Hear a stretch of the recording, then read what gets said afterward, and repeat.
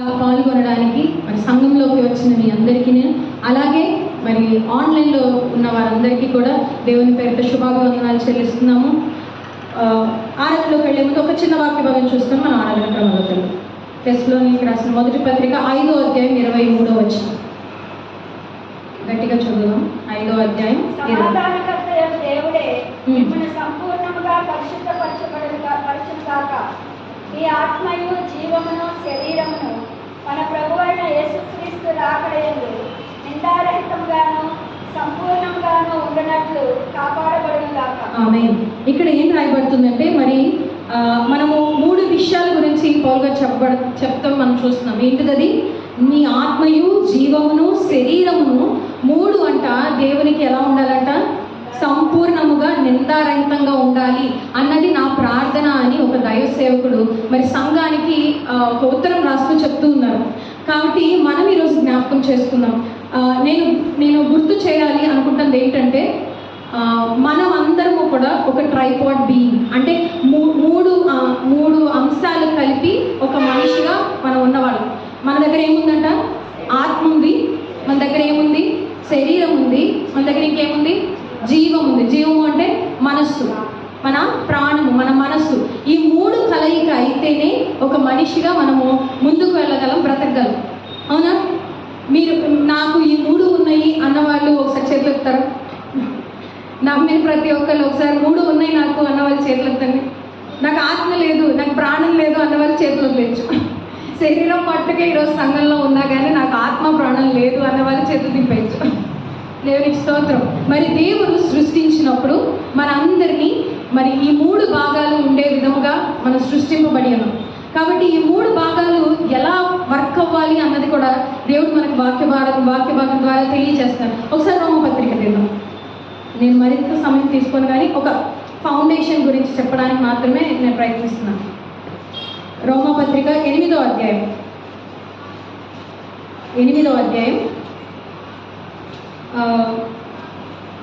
3వ వచనం చదువు. 3వ వచనం నుంచి శరీరం అనుసరింపక ఆత్మను అనుసరించియే నడుచుకోవడం మనయందు ధర్మశాస్త్ర సంబంధమైన నీతి విధి నెరవేర్చబడవలనని పాప పరిహారం నిమిత్తము దేవుడు తన సొంత కుమారుని పాప శరీరాకారముతో పంపి ఆయన శరీరమందు పాపమునకు శిక్ష విధించెను. శరీరానుసారులు శరీర విషయముల మీద మనస్సునుంతురు, ఆత్మానుసారులు ఆత్మ విషయముల మీద మనస్సునుంతురు. శరీరానుసారమైన మనస్సు మరణము, ఆత్మానుసారమైన మనస్సు జీవమును సమాధానమైనది. ఆమేన్. ఇక్కడ మరి చాలా క్లియర్గా రెండింటి గురించి చెప్పబడుతుంది.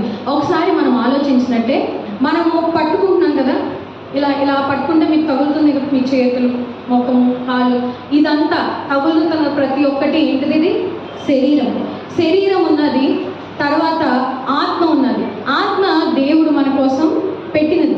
ఎప్పుడైతే ఆదాము అవ్వని దేవుడు సృష్టించినారో అక్కడ రాయబడుతుంది కదా, ఆ దేవుడు అంట ఊపిరి వదలగానే వారు ఏమయ్యారు?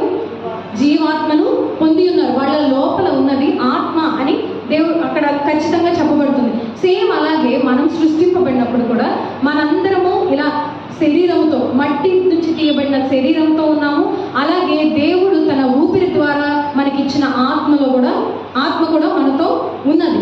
మరి ఈ రెండిట్లో గురించి ఇక్కడ రాయబడినప్పుడు అంటున్నారు కదా, ఇక్కడ శరీరానుసారంగా నడుచుకునే వాళ్ళంట దేని మీద దృష్టి ఉంచుతారు?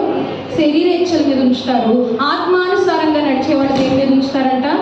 ఆత్మ మీద ఉంచుతారు. కాబట్టి ఈరోజు మనం గమనిద్దాం, ఈ మనస్సు ఎక్కడ ఉంటుంది అని అంటే శరీరానికి ఆత్మకి మధ్యలో ఉంటుంది. ఎక్కడుంది? శరీరానికి ఆత్మకి మధ్యలో ఉంటుంది. ఆ మనస్సులోనే మనకున్న ఎమోషన్స్, మనకున్న ఫీలింగ్స్ కానీ, భావోద్వేగాలు కానీ, లేదా మన ఆలోచనలు కానీ, లేదా మన చిత్తం, మనం ఇది చెయ్యాలి, ఇది నాకు ఉంటే బాగుండు, ఇది నా చిత్తం అయ్యింది అంటే, ఫర్ ఎగ్జాంపుల్ ఎవరైనా చదువుకుంటుంటే కనుక నేను ఈ కాలేజ్కి వెళ్ళాలి అన్నది తన ఆలోచన, అది వాళ్ళ చిత్తం, వాళ్ళ ఏమంటారు దాన్ని, వాళ్ళు వెళ్తే బాగుండు అన్న ఆలోచనలో ఉన్న దాని ప్రకారం. ఇవన్నీ అంటే ఎక్కడ జరుగుతున్నాయి? మనస్సులో బిల్డ్ అవుతాయి ఇవన్నీ. కానీ ఇక్కడ మనస్సు గురించి ఏం చెప్పట్లేదు. కానీ పౌలు గారు అక్కడ ఏమంటున్నారంటే, ఒకటి శరీరం అంటే బయట కనపడేది, బయట ఉన్నది. ఇంకొకటి ఆత్మ. ఎవరికి కనపడకపోయినా దేవుని కృపను బట్టి, దేవుని ఆయుని బట్టి మనకు పొందిన జీవాత్మ. ఈ రెండిటి గురించి చెప్తున్నారు. ఒకరంట శరీరానుసారంగా ఆలోచిస్తే, ఈ ఆలోచనలు ఎక్కడ జరుగుతున్నాయంట? ఆలోచనలు ఎక్కడ జరుగుతున్నాయి? మనసులో ఆలోచనలు జరుగుతున్నాయి. ఫీలింగ్స్ ఎక్కడ వస్తున్నాయి? మనస్సులో వస్తున్నాయి ఫీలింగ్స్. మనము ఒకటి చేయాలి అన్న చిత్తం ఎక్కడి నుంచి వస్తుంది? మనస్సులోంచి వస్తుంది. అంటే శరీర సంబంధముగా మనస్సు వ్యవహరిస్తే కనుక,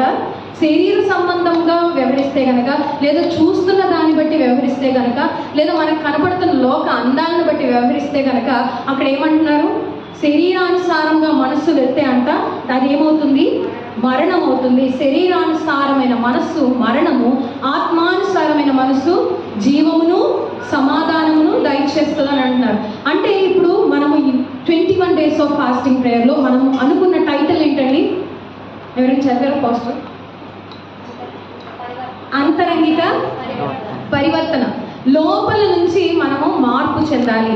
మనము వింటున్నాము, ఆదివారం వస్తున్నాం, వాక్యాలు వింటున్నాం, చాలాసార్లు మనం గమనించాం. కానీ మనలో ఒక మార్పు అనేది మొదలవ్వాలి అని అంటే కనుక మనం శరీరానుసారంగా నడిస్తే అది అవ్వదు, శరీరానుసారంగా ఆలోచిస్తే అది అవ్వదు, ఎప్పటికీ అవ్వదు. అదే వాక్యం చెప్తుంది. శరీరానుసారంగా మీ మనసు ఉన్నంత కాలము అది మరణమే. ఎప్పుడైతే మీరు ఆత్మానుసారంగా వ్యవహరించడం స్టార్ట్ చేస్తారో, ఆత్మ చెప్పిన దాని ప్రకారం ఆపరేట్ చేయడం స్టార్ట్ చేస్తారో, అప్పుడు మీకు ఏమవుతుందంట? సమాధానము, జీవము కావాలన్నా, సమాధానంగా ఉండాలన్నా సరే మనకి ఎటువంటి విధమైన ఆపరేషన్ కావాలి? ఆత్మానుసారమైన ఆపరేషన్ ఉండాలి. అంటే ఈ 21 days మనం లోపల నుంచి మార్పు చెందాలి. ఇన్వర్డ్ ట్రాన్స్ఫర్మేషన్, అంతరంగిక పరివర్తన జరగాలి అని అంటే మనం ఇది ఫౌండేషన్గా ఈ రోజు నుంచే మనం ఇది స్టార్ట్ చేయాలి. 21 days వచ్చాము వెళ్ళాము అని అంటే అవ్వదు. కానీ ఈ 21 daysలో ఈ ఫౌండేషన్ పెట్టుకొని, ఓకే, నేను ఈ రోజు నుంచి దేని ప్రకారం జీవిస్తున్నాను, దేని ప్రకారం నా ఆలోచనలు ఉన్నాయి, నా మనస్సును దేని ప్రకారం నడిపించబోతున్నాను అనేది ఈరోజు తీర్మానం చేసుకుందాం. ఆమేన్. అందరం కళ్ళు మూసుకుందామా? ఆత్మానుసారంగా నడవాలి అని అంటే మనం పిహెచ్డీలు చేయలేము, మనకి బయట ఎటువంటి కోర్సులు లేవు. శరీరానుసారంగా మనం ఒక స్టేట్కి రావాలి అని అంటే మనకి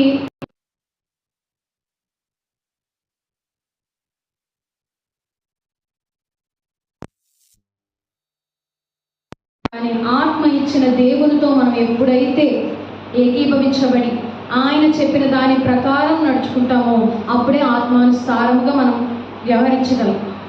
మన దేవుడు ఆత్మ అయిన దేవుడు. ఆత్మ అయిన దేవుడు మన ఆత్మతో సంభాషిస్తూ ఉంటాడు. మన ఆత్మతో ఆయన సంభాషిస్తూ ఉంటాడు. మరి వాక్య భాగంలో తెలియజేస్తుంది కదా, నీ ఆత్మ నా ఆత్మతో ముచ్చటించినప్పుడు, నీ ఆత్మ నా ఆత్మతో మాట్లాడినప్పుడు అనేది. శరీరానుసారంగా మనం దేవుని వాక్యాన్ని విందాము. శరీరానుసారంగా నాకు కనబడే దాన్ని బట్టి నేను ఆలోచిస్తాను, నాకు వినబడే దాన్ని బట్టి నేను ఆలోచిస్తాను అని అంటే అది ఎప్పటికీ మన జీవితంలో ఫలభరితం అవ్వదు. ఆత్మదేవుడు ఆత్మ రూపిగా మాట్లాడుతున్నప్పుడు మన ఆత్మ ఏదైతే గ్రహిస్తుందో దాని ప్రకారం ఎప్పుడైతే మన మనస్సుని మనం స్థిరపరచుకుంటామో శరీరేచ్ఛల్ని అధిగమించగలం. మనంతటా మనము వ్యసనాలని విడిచిపెట్టాలి అని అంటే మన వల్ల కాదు. నేను చూడకూడదే చూస్తున్నానయ్యా. పౌల్ గారే అంటున్నారు కదా, నేను ఇది చేస్తే ప్రయోజనకరంగా ఉంటుంది కానీ నేను కొన్నిసార్లు ఆ ప్రయోజనకరమైనది చేయలేకపోతున్నాను. ఏదైతే మరి ప్రయోజనకరం కాదో అది చెయ్యాలని తలుపు వస్తుంది, నా శరీరం అది చెప్తూ ఉంది. అయినా నేను నా శరీరాన్ని నలగొట్టుకొని ఆత్మ చెప్పిందే చేస్తున్నానని ఆయన పత్రికలన్నింటిలో చెప్తూ ఉన్నారు. కాబట్టి 21 days ఏ ఆశతో అయితే మనం వచ్చి ఉన్నామో ఆ ఆశతో ఈ సత్యాన్ని కలుపుదామా. ఈరోజు దేవుడు ఈ వాక్య భాగం ద్వారా చూపించిన సత్యంకి కలిపి మనం దేవుని సన్నిధిలో ప్రార్థన చేద్దామా. తండ్రి, ఇప్పటి వరకు నా మనస్సు నా శరీరాన్ని బట్టి ప్రవర్తించింది, నేను చూస్తున్న ఈ లోకాన్ని బట్టి ప్రవర్తించింది. లోక నియమము దేవుని ఆత్మ నియమము వేరమ్మా. పత్రిక 8వ అధ్యాయంలో పైన చెప్పబడుతుంది, ఆత్మ నియమము పాపము నియమము నుంచి మనల్ని విడిపించెను. అంటే పాప నియమం అనేది ఒకటి ఉంది ఆల్రెడీ, కానీ ఆత్మ నియమాన్ని ఎప్పుడైతే మనం పాటిస్తామో, when we follow the law of spirit, విడుదల కలుగుతుంది. కాబట్టి ఈరోజు గమనిద్దాం, ఈ 21 days మనం ఏదైతే వాక్య భాగం ద్వారా నేర్చుకోబోతున్నామో, ఆరాధన ద్వారా నేర్చుకోబోతున్నామో, తండ్రి నాకు వ్యక్తిగతంగా లోని నుండి మార్పు కావాలి, నాకు అంత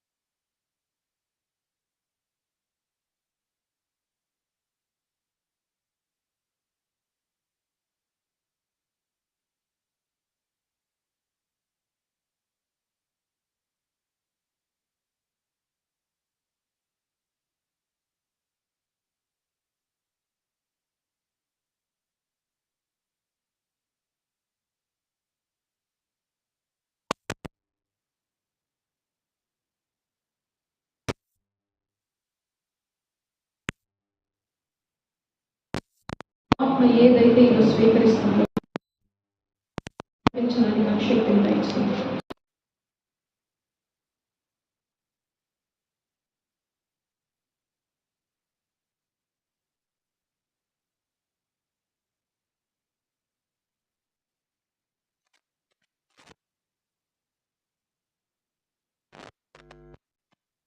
ఇన్వర్ట్ ట్రాన్స్ఫర్మేషన్, అంతరంగిక పరివర్తన నాలో మొదలవ్వాలి. ఇప్పటి వరకు నేను నేర్చుకున్నది ఆ వాక్యాన్ని బట్టి కాదు, ఒక రోజులో మీకు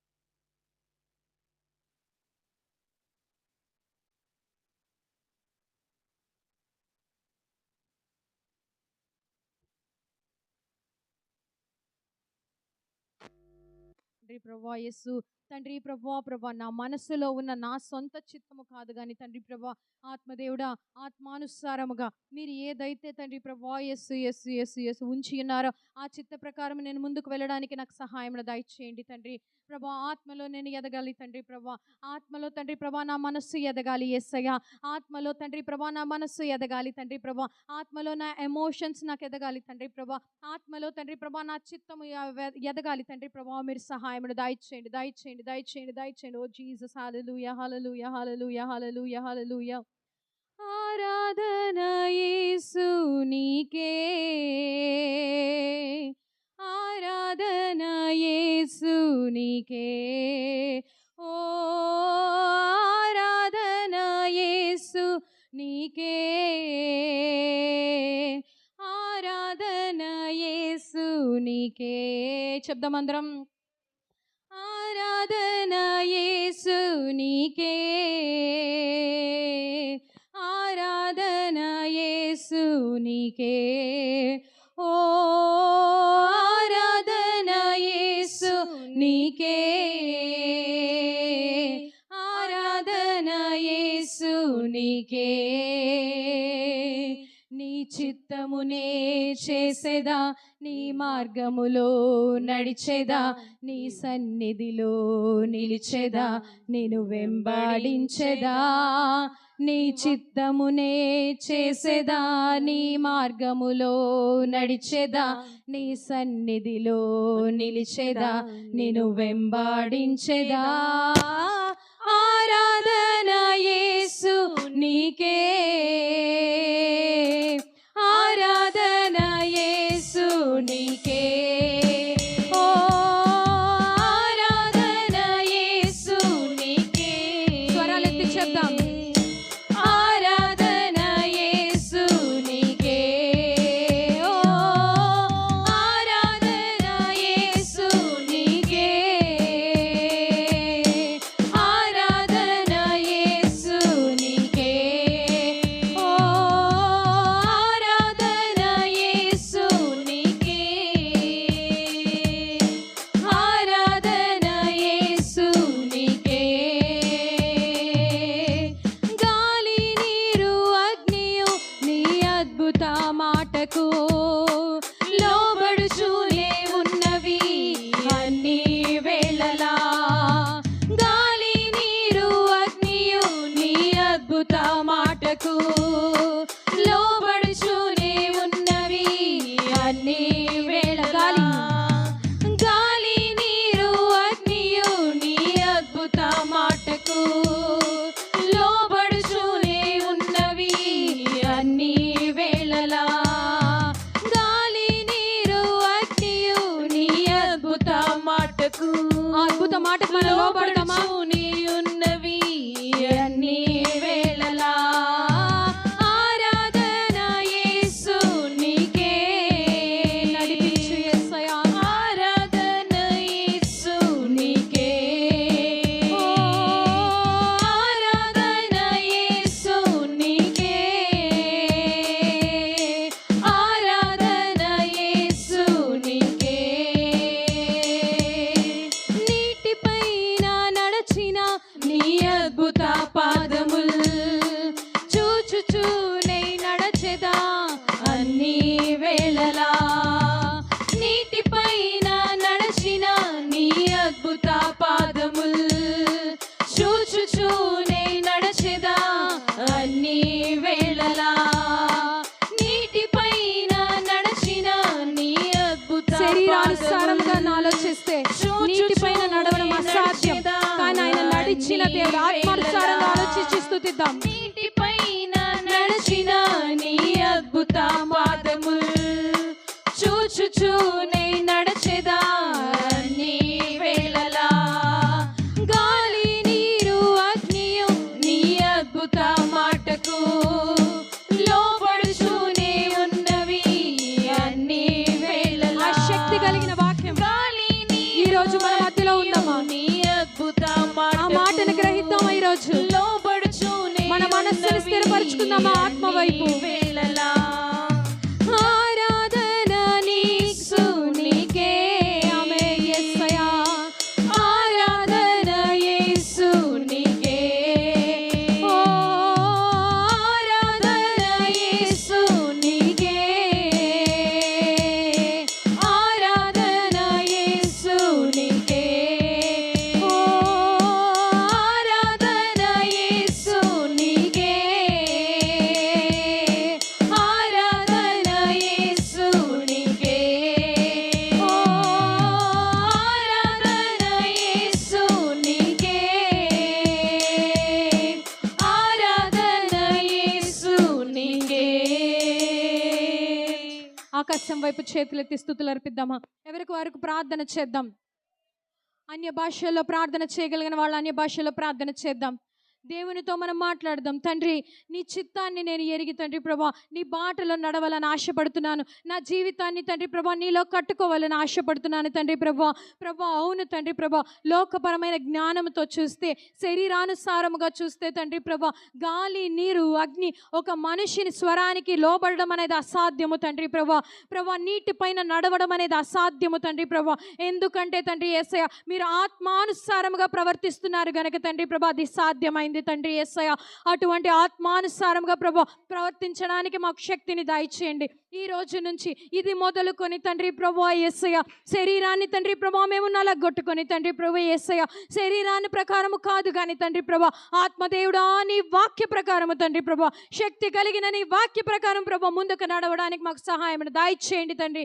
ఓ జీసస్, హల్లెలూయా హల్లెలూయా హల్లెలూయా హల్లెలూయా హల్లెలూయా హల్లెలూయా. చెప్దామా దేవుని సన్నిధిలో ఆరాధన చేసుకుందాం, మన మనస్సులో మనం స్థిరపరచుకుందాం, ఆత్మ వైపు మన మనస్సును త్రిప్పుదాం, ఆత్మ వైపు మన మనస్సును త్రిప్పుతాం. ఈరోజు ఆత్మదేవుడు మనతో మాట్లాడబోతుండగా మన ఆత్మ అది గ్రహించాలని, మన మనస్సు ఆత్మ నుంచి అది పొందుకోవాలని ప్రార్థన చేద్దాం. ఓ జీసస్, హల్లెలూయా హల్లెలూయా హల్లెలూయా హల్లెలూయా హల్లెలూయా.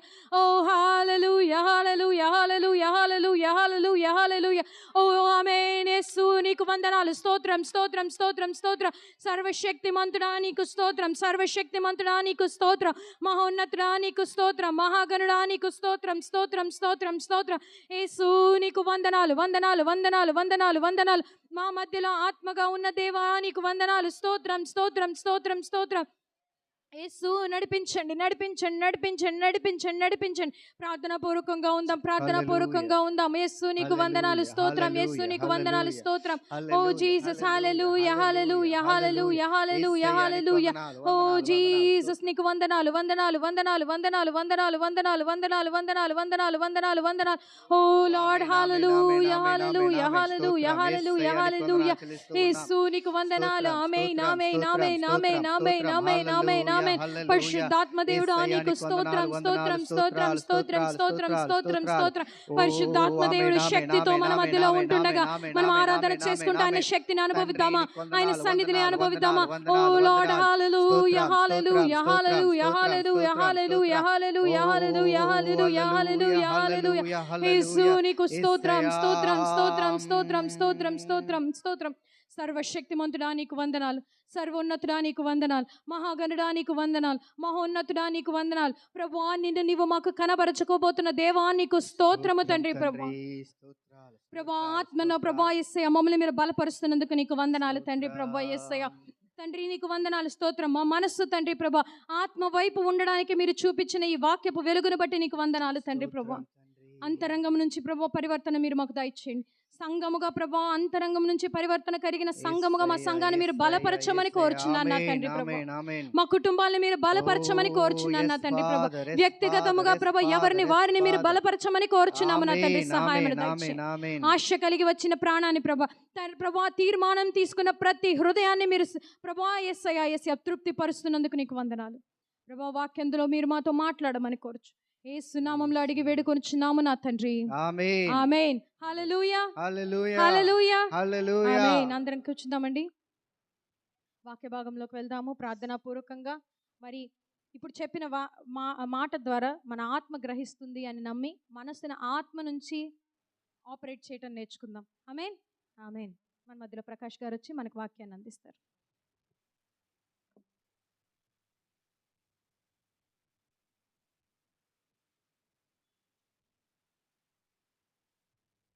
హల్లెలూయా హల్లెలూయా.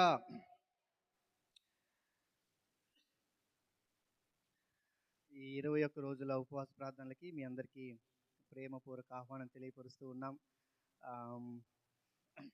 గతించినటువంటి ఫిబ్రవరి మాసంలో మనం 21 డేస్ ఫాస్టింగ్ ప్రేయర్స్ చేశాము. మరి అనేకమైనటువంటి అద్భుతాలు, అనేకమైనటువంటి జవాబులు మనం పొందుకొని ఉన్నాం. సో దేవుడు ఆయన సన్నిధిలో మనం గడిపే కొలది, ఆయనకు మనం సమీపముగా వెళ్ళే కొలది దేవుని యొక్క మహిమను మనం చూడగలం. ఆమేన్.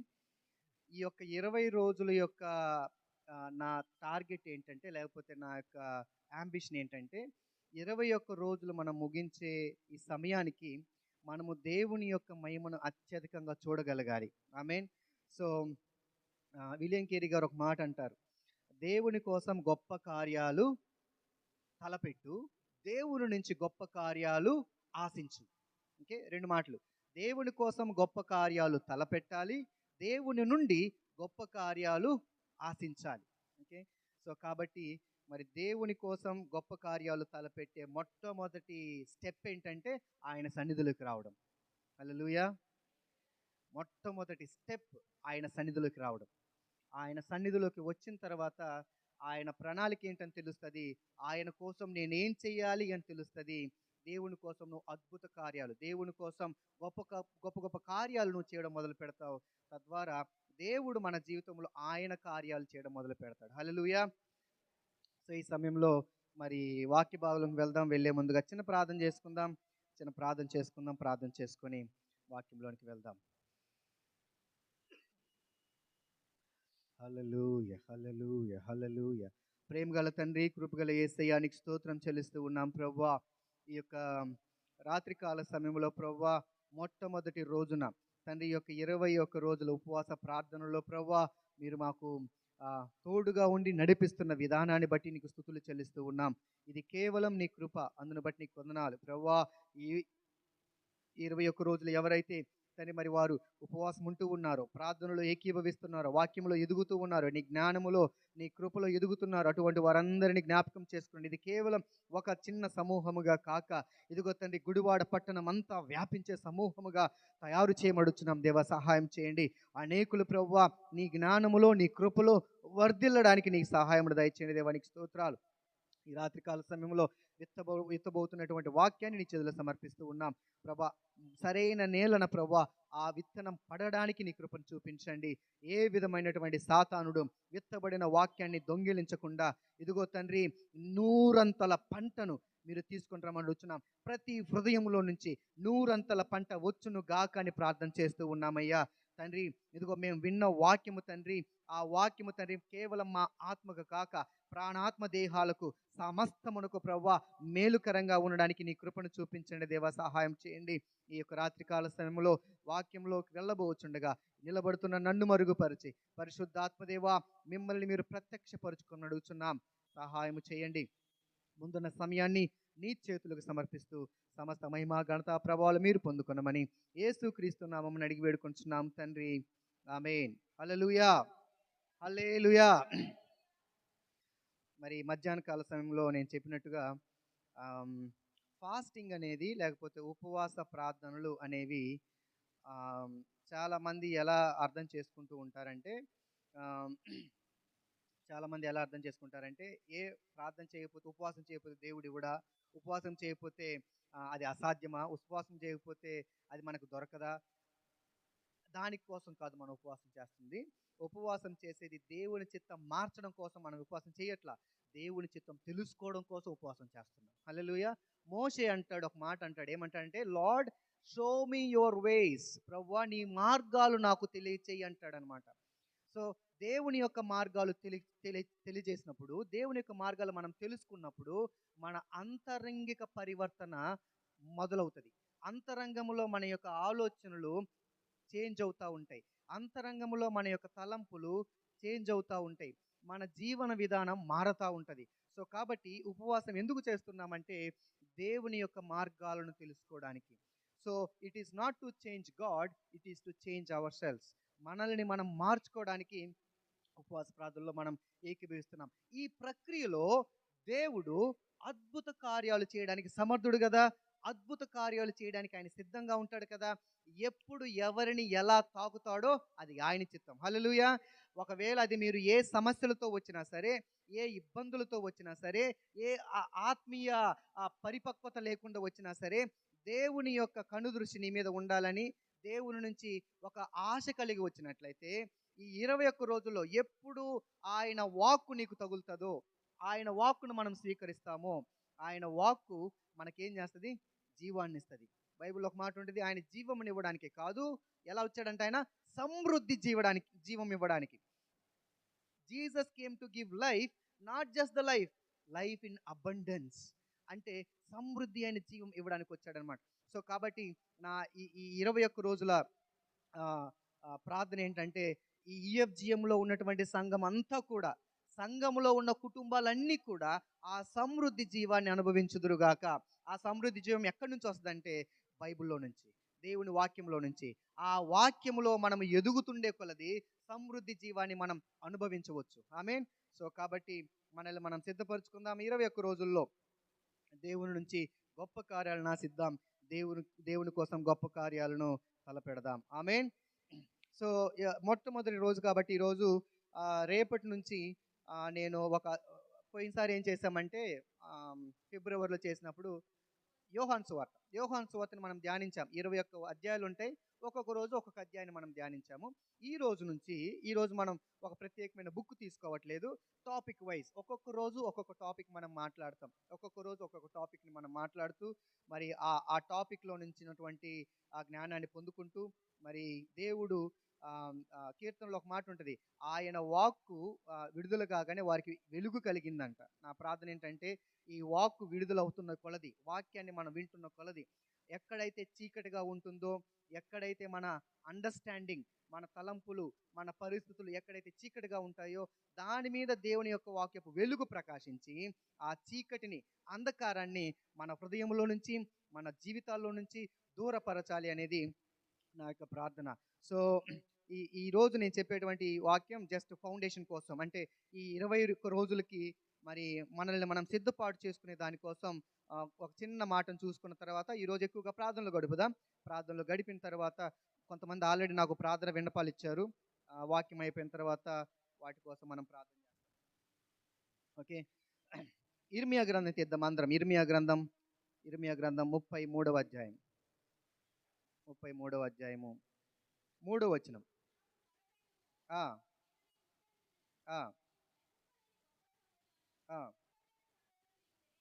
చాలండి. ఇర్మియా గ్రంథంలో మనకు బాగా సుపరిచితమైనటువంటి వాక్యం ఇది, అందరికీ బాగా నోటెడ్గా ఉన్నటువంటి వాక్యం ఇది. నాకు మొరపెట్టుము, నేను నీకు ఉత్తరం ఇచ్చేదను. ఓకే, చాలాసార్లు మనం ఏం చేస్తామంటే ఈ వాక్యాన్ని చదవగానే ఇంతటితో ఆగిపోతాం. ఇంకో విషయం ఏంటంటే, దయచేసి చదవగలిగిన వాళ్ళు, రాయగలిగిన వాళ్ళు మీరందరూ రేపటి నుంచి నోట్ బుక్స్ తెచ్చుకోండి. ఆల్రెడీ చాలామంది రాసుకుంటున్నారు. నోట్ బుక్స్ తెచ్చుకోండి. నా యొక్క విషయం ఏంటంటే, నా కోరిక ఏంటంటే, మనం కేవలం ఇక్కడ విని వెళ్ళిపోయే వారంగా కాక చెప్పినటువంటి వాక్య భాగాలు అవి ఎంతవరకు సత్యం, అవి ఎంతవరకు నా జీవితానికి ఉపయోగపడతాయి, అవి ఎంతవరకు దేవుని వాక్యంలో నుంచి నేను నేర్చుకుంటున్నాను అనేది మనం రాసుకొని ఇంటికి వెళ్ళి కనీసం ఒకసారైనా దాని గురించి తీసి మాట్లాడుకున్నట్లయితే, ధ్యానం చేసినట్లయితే, దాన్ని ధ్యానం అంటారు, మెడిటేషన్ అంటారు. ఇక్కడ యు ఆర్ జస్ట్ లిజనింగ్, ఇక్కడ కేవలం మీరు వింటారు. ఇంటికి వెళ్ళి దాని గురించి మీరు ఆలోచిస్తున్నప్పుడు, దానిని మరలా మీరు చదువుతూ ఉన్నప్పుడు మీరు ధ్యానిస్తూ ఉంటారనమాట. ఆయన ధ్యానములో నుంచి మనకు అనేకమైనటువంటి వెలుగు కలుగుతూ ఉంటుంది. ఆ వెలుగులో నుంచి మనం ఏదైతే చేరుకోవాలని ఆశిస్తామో దానిని మనం ఖచ్చితంగా చేరుకోగలం. సరే, 33వ అధ్యాయం 3వ వచనంలో ఏముంటుందంటే, నాకు మొరపెట్టుము, నేను నీకు ఉత్తరం ఇచ్చేదను. ఈ ఫాస్టింగ్ ప్రేయర్స్లో మనకున్నటువంటి ఒక ఏమంటారంటే ఒక విధమైనటువంటి ఆలోచన కూడా, ఒక విధమైన ఆలోచన ఏంటంటే, మనం ఒక విషయం కోసం ప్రార్థన చేస్తూ ఉన్నాం. జస్ట్ గమనించండి, ఒక విషయం కోసం ప్రార్థన చేస్తున్నాం. ఆ విషయం ఎలాగైనా సరే నేను పొందుకోవాలి అనేది మన ఆలోచన ఉండకూడదు. నేను ఫర్ ఎగ్జాంపుల్, నాకు ఒక కారు కావాలి, ఎట్లాగైనా సరే ఈ 21 రోజుల్లో నేను ఆ కారును పొందుకోవాల్సిందే, దానికోసమే ఫాస్టింగ్ ఉంటున్నా అనేది మన ఆలోచన కాదు. నా ఆలోచన ఏంటంటే, నాకు కారు ఉన్నా లేకపోయినా, దేవుడు నాకు కారు ఇచ్చినా ఇవ్వకపోయినా, దేవుని యొక్క వాక్యపు వెలుగులో నా జీవితం సరిచేయబడాలి. మనం కేవలం ఉపవాస ప్రార్థనలను మన ఆశలు నెరవేర్చుకోవడానికి కాదు మనం చేస్తుంది. మళ్ళీ చెప్తున్నాను, ఎందుకంటే ఇప్పుడు చదివాం కదా, నాకు మొరపెట్టుము నీకు ఉత్తరం ఇచ్చేదనని. అక్కడ ఇంకొక మాట ఉంటుంది, ఆ మాట చాలా బాగుంటుంది. ఆ మాట ఏముంటుందంటే, చూడండి అక్కడ చదవండి. నీవు గ్రహింపలేని గొప్ప సంగతులను, గూఢమైన సంగతులను నీకు తెలియచేసేదను. దేవుడికి మనం మొరపెడుతున్నప్పుడు దేవుడి యొక్క ఆశ ఏంటంటే, మనము గ్రహింపలేనటువంటి సంగతులను దేవుడు మనకు బయలుపరుస్తాడు. గొప్ప గొప్ప గూఢమైన సంగతులు దేవుడు మనకు బయలుపరచబోతున్నాడు. మనం మొరపెడుతున్నప్పుడు దేవుడు నా మొర ఆలకించాడు, నాకు అవసరమైంది ఇచ్చేశాడు అనేది కాదు మన ఆశ, మన ఆలోచన. ఆ దేవుడు మనకు అనుగ్రహిస్తున్న ఆ గొప్ప సంగతుల్లో, గూఢమైన సంగతుల్లో ఒకవేళ ఇది ఉందనుకుంటే నువ్వు ప్రార్థన చేసేది, అది ఇవ్వబడుతుంది ఆటోమేటిక్గా. దానికోసం కాదు మన ఆలోచన. మన ఆలోచన దేవుని సన్నిధిలోకి వచ్చి ఈ గొప్ప సంగతులు ఏమైతే ఉన్నాయో, గూఢమైన సంగతులు అనగా మైటీ థింగ్స్, అనగా గూఢమైన సంగతులు ఏమంటారు ఇంగ్లీష్లో? Hidden things, secret things. అటువంటివి ఏవైతే మనకు అర్థం కావనుకుంటూ ఉన్నామో దేవుడు వాటిని బయలుపరుస్తాడంట. హల్లెలూయా. He is a God who reveals his will to his children. దేవుడు తన పిల్లలకు తన హృదయాన్ని తెలియచేసే దేవుడు. దేవుడు తన పిల్లలకు తన చిత్తాన్ని, మనందరికీ ఒక దర్శనం ఉంటుందండి. దర్శనం అంటే ఒక ఆశ, లేకపోతే ఒక కోరిక ఉంటుంది. నేను ఎవరన్నా జాబ్కి వెళ్ళేటప్పుడు హెచ్ఆర్ గారు అడుగుతారనమాట. హెచ్ఆర్ ఏమడుగుతారంటే, నెక్స్ట్ 5 yearsలో నువ్వు ఎక్కడ చూస్తున్నావు అంటారు. అంటే ఇంకొక 5 yearsలో నీ స్థానం ఇప్పుడు ఇక్కడ ఉంది కదా, నెక్స్ట్ 5 yearsలో నువ్వు ఎక్కడ చూడాలనుకుంటున్నావు అంటే హెచ్ఆర్ ఏమడుగుతాడంటే, నీ విజన్ ఏంటి నీ జీవితం గురించి? ఈయన అంటాడనమాట, నెక్స్ట్ 5 yearsలో నేను కనీసం మన కంపెనీని హైదరాబాద్ నుంచి అమెరికా తీసుకెళ్ళాలనుకుంటున్నాను. లేకపోతే నేను ఇప్పుడు చిన్న ఇంజనీర్గా స్టార్ట్ అయ్యాను, చిన్న ప్యూన్గా స్టార్ట్ అయ్యాను, 5 సంవత్సరాల్లో మేనేజర్ అవ్వాలనుకుంటున్నాను, అంత కష్టపడి నేను పనిచేస్తాను. ఇది ఆయన విజన్. దేవునికి ఒక విజన్ ఉంది మనందరి పట్ల. God has a plan, God has a vision for all of our lives. మన జీవితం అంతటి మీద ఆయనకు ఒక ప్రణాళిక, ఒక ఉద్దేశం ఉంది. ఈ 21 రోజుల్లో ఆ హిడెన్ థింగ్స్ ఏమైతే మన జీవితాల పట్ల గూఢమైన సంగతులు ఉన్నాయో, ఏమైతే మన జీవితాల పట్ల రహస్యమైన విషయాలు ఉన్నాయో, మనకు ఇంతవరకు ప్రత్యక్షపరచబడని విషయాలు ఉన్నాయో, అవి దేవుడు మనకు ఇవ్వాలి, అవి దేవుడు మనకు అనుగ్రహించాలి అనేది మన ఆశ ఉన్నట్లయితే, ఈ 21 రోజుల్లో మనం చేసేటువంటి ప్రతి ప్రార్థన వినపాలన్నిటి కోసం మనం ప్రార్థన చేస్తాం. కానీ మళ్ళీ చెప్తున్నాను, కానీ అది మన టార్గెట్ కాదు. మన టార్గెట్ ఏంటంటే గ్రహింపలేని గొప్ప గొప్ప గూఢ సంగతుల్ని మనం తెలుసుకోవడం. ఎప్పుడైతే ఆ సంగతులను మనం తెలుసుకుంటామో, ఇందాక చెప్పినట్టు, మోషే చెప్పినట్టు దేవుని యొక్క మార్గాలను తెలుసుకుంటాం. ఎప్పుడైతే దేవుని మార్గాలను తెలుసుకుంటామో ఆ మార్గంలోనే మనం ప్రయాణం చేస్తాం, వేరే మార్గంలో మనం ప్రయాణం చేయం. సో కాబట్టి ఆయన ఏమంటాడంటే, నీవు నాకు మొరపెట్టుము, నేను నీకు ఉత్తరం ఇచ్చేదను. నీవు గ్రహింపలేని గొప్ప సంగతులను, గూఢమైన సంగతులను నీకు తెలియచేతును. ఇంకొక చిన్న అపాయం ఏంటంటే, ఈ ఉపవాస ప్రార్థనలో చిన్న అపాయం ఏంటంటే, నేను ఒక దానికోసం ప్రార్థన చేస్తూ ఉంటే ఏదో ఒకటి నేను పొందుకుంటాను అనమాట. ఆ ప్రార్థన చేసేది నేను పొందుకుంటాను.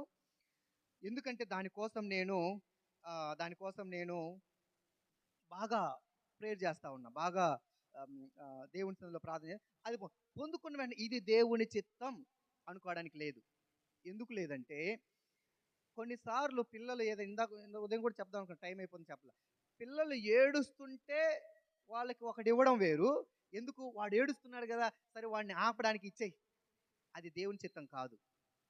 అది తల్లిదండ్రులు ఉద్దేశంగా. వాడు ఐస్ క్రీమ్ కోసం అడుగుతాడు, అమ్మ నాకు ఐస్ క్రీమ్ కావాలి అని అడుగుతూ ఉంటాడు.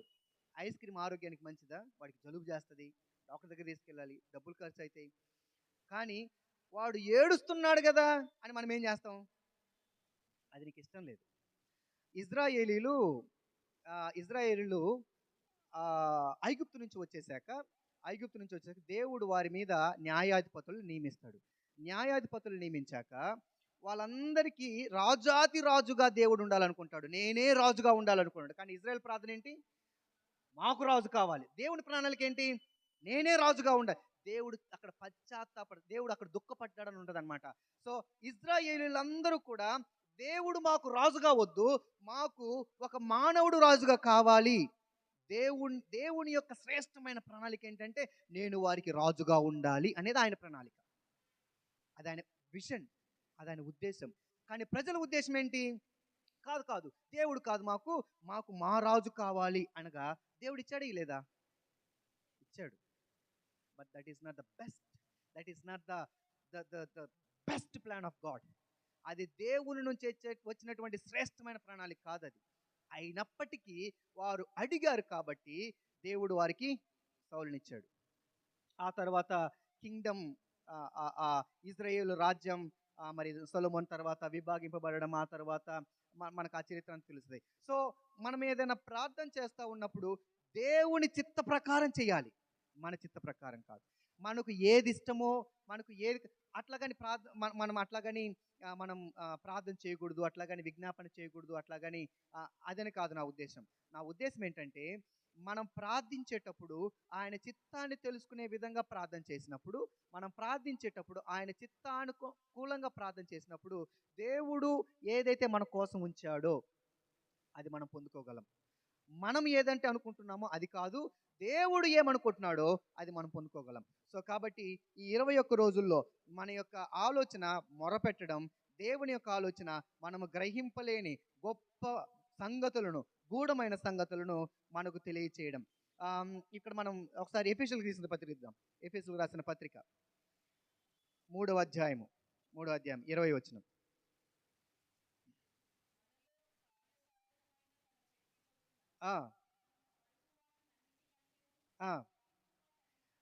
మనము అడుగు వాటన్నిటికంటేను, ఊహించు వాటన్నిటికంటేను అత్యధికముగా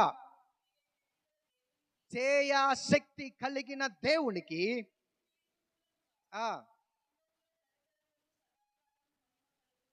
ఆమేన్. దేవుని మాట ఇక్కడ ఏం చెప్తుందంటే, ఇర్మియా గ్రంథంలో మనం ఏం చూసామంటే, ఆయన నీవు గ్రహింపలేని గొప్ప సంగతులు నేను నీకు తెలియబరుస్తాను అంటున్నాడు. ఎఫెసీయులకు రాసిన పత్రిక పౌలు గారు ఏమంటారంటే, ఇదిగో నీవు అడిగిన దానికంటే, నీవు ఊహించిన దానికంటే ఎలా చేస్తాడంటే దేవుడు అత్యధికముగా, more than you ask, more than you desire, more than you comprehend. అంటే మనం ఊహించిన దానికంటే కూడా దేవుడు అత్యధికంగా ఇచ్చే దేవుడు. మన యొక్క ఆలోచన ఎలా ఉండాలంటే, ఒకసారి అబ్రహాంతో అంటాడనమాట దేవుడు. అబ్రహాంతో అంటాడు, లోతు అబ్రహాం ఇద్దరు అటు ఇటు వెళ్ళిపోతారు కదా, వాళ్ళిద్దరికి వాళ్ళ కాపర్లకి వీళ్ళ కాపర్లకి జగడమైద్ది, కొట్టుకుంటారు. కొట్టుకున్న తర్వాత అబ్రహాం అంటాడు, లోతు ఇదిగో నువ్వు అటు వెళ్ళిపో, నేను ఇటు వెళ్ళిపోతా అంటాడు. అయిపోయిన తర్వాత దేవుడు అబ్రహాం దగ్గరికి వచ్చి అబ్రహాంతో ఒక మాట అంటాడు. ఏమంటాడు? ఏమైనా చెప్తారా? అబ్రహామా, ఓపెన్ యువర్ ఐస్, నీ కన్నులెత్తి నువ్వు చూడగలిగినంత వరకు చూడు, నువ్వు చూడగలిగినంత వరకు చూడు, నేను నీకు ఇస్తా అంటాడు. మానవుల కన్నులకి ఎంతవరకు చూడగలరండి? మాహా అంటే ఎంతవరకు చూడగలరు? ఒక 10 కిలోమీటర్లు చూడగలమా మన కన్నులకి? అంటే ఏంటి, అక్కడ ఎవరు ఉన్నారు, మనుషులు ఎవరున్నారు, వస్తువులు ఏమున్నాయి కనిపెట్టలేకపోవచ్చు, కానీ స్థలాన్ని చూడగలం, చాలా దూరం వరకు చూడగలం. కానీ అబ్రహాము చేసిన పని ఏంటో తెలుసా? ఒక కమెంటరీ ఏం రాస్తాడంటే అబ్రహాం గురించి, అబ్రహాము ఆయన శారీరక కన్నులతో చూడలేదంట. ఆయన చూసింది ఆత్మీయ కన్నులతో ప్రపంచం మొత్తం చూశాడంట. హల్లెలూయా. ఇప్పుడు మీరు ఏ దేశంలోకి వెళ్ళినా సరే అబ్రహాము వారసులు ఉన్నారు. హల్లెలూయా. మీరు ఏ దేశంలో అడుగు పెట్టినా అబ్రహాము సంతతి వారున్నారు. అబ్రహాముకు దేవుడిచ్చిన వాగ్దానం, ఓపెన్ యువర్ ఐస్. ఎప్పుడైతే నీ కన్నులు తెరిచి దేవుడు చేసే కార్యాలను చూస్తామో, ఇది శారీరకంగా కాదు, శారీరకంగా మనం ఓపెన్ చేసేటువంటి కన్నుల గురించి దేవుడు మాట్లాడు. స్పిరిచువల్ అంటే దేవుని యొక్క సన్నిధిలో ఆధ్యాత్మికమైనటువంటివి. ఇందాక సౌమ్య చెప్తే ఒక మాట అన్నది, శారీరకంగా మరియు ఆత్మీయంగా. ఓకే, చాలాసార్లు మనం శారీరకంగా ఆలోచిస్తాం, కానీ ఆత్మీయంగా మనం శరీరానుసారముగా ప్రవర్తిస్తారు, శరీరానుసారముగా వాళ్ళు అడుగులు వేస్తారు, కానీ ఆత్మానుసారంగా నడుస్తారంట. హల్లెలూయా. ఎంతమంది ఆత్మానుసారంగా నడుద్దాం అనుకుంటున్నారండి? డిజైర్ ఉంది మనలో, దానికి సహాయం చేసేవాడు దేవుడు. ఆత్మదేవుడు మనందరికంటే సహాయం దయచేయును గాక. ఆత్మలో ఇక్కడ అబ్రహాం చేస్తున్న పని ఏంటంటే, ఆయన ఫిజికల్గా చూడట్లేదు, అంటే బాహ్యంగా చూడట్లేదు, కానీ ఆయన అంతరంగంగా చూస్తూ ఏదైతే దేవుడు ఆయన కోసం ఉంచాడో, ఏదైతే ఆయన చూస్తూ ఉన్నాడో, ఆత్మీయంగా మనము చూసేదంతా కూడా మనకు సంబంధించింది. మళ్ళీ చెప్తాను, ఆత్మీయంగా మనము చూసేదంతా కూడా మనకు what you see in your spiritual realm, it belongs to you. అంటే నువ్వు ఆత్మీయంగా నువ్వు ఏ స్థితిలో ఉండాలనుకుంటున్నావో, పరిశుద్ధాత్మ దేవుడు నీకు ఏదైతే గొప్ప సంగతులు, గూఢమైన సంగతులు బయలుపరిచాడో అవన్నీ కూడా నీకు సంబంధించినవి. నా ఆశ ఏంటంటే, మీరందరూ ఇక నుంచి ఈ రోజు మొదలుకొని 20 రోజుల్లో ప్రభా ఆ గొప్ప సంగతులు ఏంటి, ఆ గొప్ప సంగతులు నేను తెలుసుకొని నేనేం చేయాలి, ఆ గూఢమైన సంగతులు తెలుసుకొని నేను ఎటువంటి స్టెప్ తీసుకోవాలి, నా కుటుంబానికి ఎటువంటి స్టెప్ తీసుకోవాలి, నా సంఘం కోసం ఎటువంటి స్టెప్ తీసుకోవాలి, నా జీవితం కోసం ఎటువంటి స్టెప్ తీసుకోవాలి అనే విషయాలు దేవుడు మనందరికీ కూడా దయచేయును గాక. మన దేవుడు మాట్లాడే దేవుడు, అవునా కాదా? మాట్లాడే దేవుడు. ఎంతమంది దేవుడు మాట్లాడాడండి ఇక్కడ కూర్చున్న వాళ్ళతో? ఎంతమంది దేవుడు మాట్లాడాడు? 1 2 3 4 5 ఎగ్జాక్ట్లీ 6. దేవుడు మాట్లాడడం అంటే ఇందాక మన మన పిల్లలు స్కిట్ వేశారు కదా, ఏలియా స్కిట్. ఏలియా స్కిట్లో ఒక దేవుడు మాట్లాడతారు అనమాట. ఏలియా నువ్వు భయపడు, అలాంటి అలాంటి అలాంటి స్వరం బహుశా భక్తులు వినుండొచ్చు, నేను ఎప్పుడు వినలా. నాకు కానీ నేను దేవుణ్ణి విన్నాను, దేవుని స్వరాన్ని విన్నాను. ఎలా విన్నాను? ఆయన వాక్యం ద్వారా. ఒక ఒక ఈ 21 రోజుల్లో ఒక టాపిక్ ఏంటంటే నాది, how to hear God's voice, దేవుని స్వరాన్ని ఎలా వినాలనేది ఒక టాపిక్ అనమాట నాది. దాంట్లో మనం మాట్లాడుకుందాం, ఎన్ని విధాలుగా దేవుడు మాట్లాడతాడు, ఎవరితో మాట్లాడతాడు, ఎలా మాట్లాడతాడు అనే విషయాలు మనం దాంట్లో తెలుసుకుందాం. సో గొప్ప గూఢ సంగతులను దేవుడు మనకు బయలుపరుస్తూ ఉన్నప్పుడు దానిని మనం స్వీకరించే స్థితిలో ఉంటే దేవుడు ఆయన యొక్క కృప చొప్పున మనం ఏదైతే మనము ఆశిస్తున్నామో దానికంటే గొప్పగా, ఏదైతే అడుగుతున్నామో దానికంటే అత్యధికముగా చేసే దేవుడు. కానీ మన ఆలోచన ఎలా ఉండాలంటే వీటన్నిటిలలో సరైన స్థానంలో మనల్ని మనం ఉంచుకోవాలి. సరైన స్థానంలో అంటే position your self in a right place. దాని అర్థం ఏంటంటే దేవుడు మనకు గొప్ప సంగతులు దయచేస్తూ ఉన్నాడు, దేవుడు మనకు గొప్ప గూఢమైన సంగతులు తెలియజేస్తూ ఉన్నాడు. ఆ తెలియచేసేటప్పుడు మనము ఆ స్థానంలో ఉండకుండా, ఆ ట్యూనింగ్ ఉండకుండా, మనం మన సొంత ట్యూనింగ్లో ఉన్నామనుకోండి, మన సొంత ఆలోచనలో ఉన్నామనుకోండి, అది మిస్ అయిపోద్ది. ఫర్ ఎగ్జాంపుల్, ఈరోజు ఒక క్రికెట్ మ్యాచ్ ఉందండి. ఏం క్రికెట్ మ్యాచ్? అందరికీ తెలిసి కూడా ఇచ్చారంటే వికెట్ కీపర్ తెలుసు కదా అందరికీ. వికెట్ కీపర్ అంటే ఎక్కడ ఉంటాడు? బౌండరీ దగ్గర ఉంటాడు, వికెట్ల వెనకే ఉంటాడు కదా. స్పిన్నర్ బౌలర్ వచ్చాడు అనుకోండి, బౌలర్ వస్తే వికెట్ కీపర్ ఎక్కడ ఉంటాడు? ముందు ఉంటాడా, అనుకుంటాడా? వికెట్లు పక్కనే ఉంటాడు అనమాట. మీరు కొన్నిసార్లు ధోనిని చూస్తుంటారు, వికెట్లు ఇక్కడ ఉంటాయి, వికెట్లు పక్కనే ఉంటాడు. అలా ఎందుకంటే స్పిన్నర్ బాల్ స్లోగా వస్తుంది తిరుక్కుంటూ, ఎమ్మటే పట్టుకోవడానికి. సో ఆ బాల్ రాగానే ఆయన పొజిషన్ ఎలా ఉంటుందంటే, అక్కడ బాల్ ఎవరు బౌలింగ్ వేస్తున్నారో చూసుకొని ఈయన పొజిషన్ మార్చుకుంటాడు. ఇప్పుడు బాల్ రావాలంటే నేను వికెట్ల వెనకే ఉండాలి, వెంటనే పట్టుకోగలను, వెంటనే నేను అవుట్ చేయగలను. ఒకవేళ ఫాస్ట్ బౌలర్ వచ్చారనుకోండి, ఎక్కడ ఉంటాడు ఆయన? చాలా దూరం ఉంటాడు. ఎందుకంటే అక్కడ వేస్తుంది ఫాస్ట్ బౌలర్ కాబట్టి ఈ వికెట్ కీపర్ చాలా దూరం వెళ్ళిపోయి, ఫాస్ట్ వస్తుంది కదా బాల్, దాన్ని పట్టుకుంటాడు అనమాట. మనము సరైన పొజిషన్లో లేకపోతే మనకు ఏదైతే పొందుకోవాలో, what we need to receive, మనకు ఏదైతే మనం మన జీవితంలో తీసుకోవాలో దాన్ని తీసుకోలేము. సరైన పొజిషన్లో ఉండాలి, సరైన స్థితిలో మనం ఉండాలి. సో నా యొక్క ఈ 21 రోజుల ప్రార్థన ఏంటంటే, మన ఈఎఫ్జిఎం సంఘం దేవుడు మన కోసం ఏ విషయాలైతే ఉంచాడో ఆ విషయాలను పొందుకోవడానికి సరైన స్థానంలో ఉండాలి అనేది నా ప్రార్థన. ఇప్పుడు రోమీలకు రాసిన పత్రిక తీద్దాం. రోమీలకు రాసిన పత్రిక అపోస్తలుడైన పౌలు, రోమీయులకు 8వ అధ్యాయం 32వ వచనం.